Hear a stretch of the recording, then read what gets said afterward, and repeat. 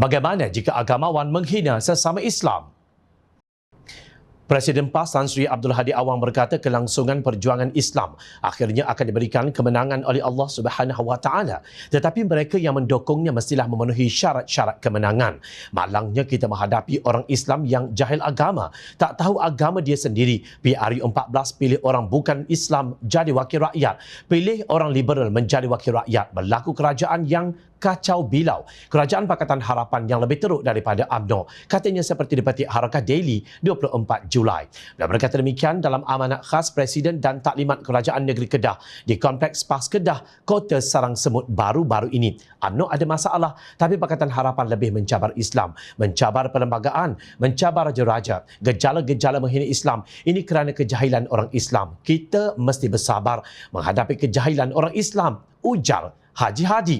Menurut beliau, serangan pemikiran menyebabkan ramai orang Islam jahil agama mereka sendiri, khususnya berkaitan politik, kerana musuh juga aktif menggunakan media dan jentera untuk melemahkan dan menghina Islam.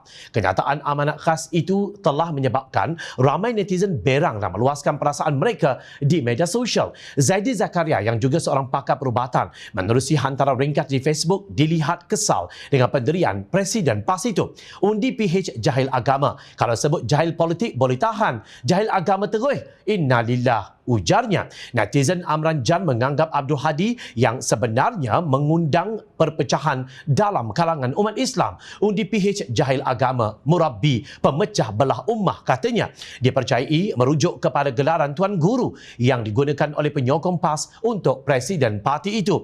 Gani Sidik pula menyindir, tu pun masih ada yang tak dapat hidayah untuk undi PAS lagi. Beliau dipercayai merujuk kepada jawatan Abdul Hadi sebagai Duta Khas ke Timur Tengah, bertaraf menteri yang kita tidak tahu apa yang KPI dan pencapaian beliau.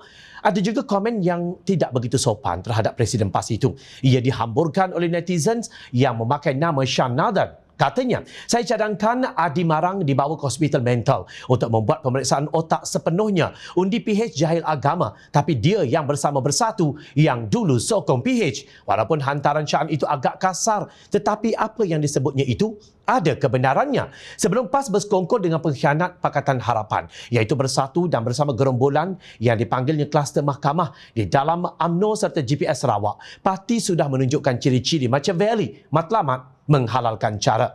Pada pilihan raya kecil Parlimen Tanjung Piai 16 November 2019, Presiden PAS menyeru supaya mengundi calon Barisan Nasional daripada MCA Datuk Seri Wee Jack Seng bagi melawan Karmaini Sardini Bersatu, seorang imam ketika itu.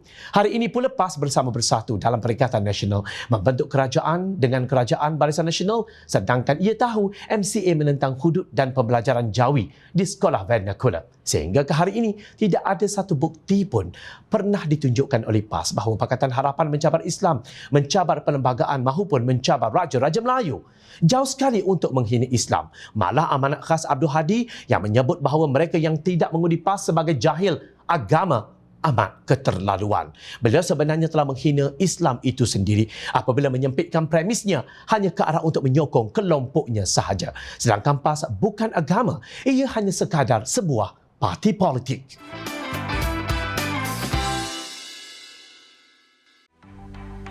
Mencari maklumat dan berita politik yang bebas, kupasan yang tepat, panas.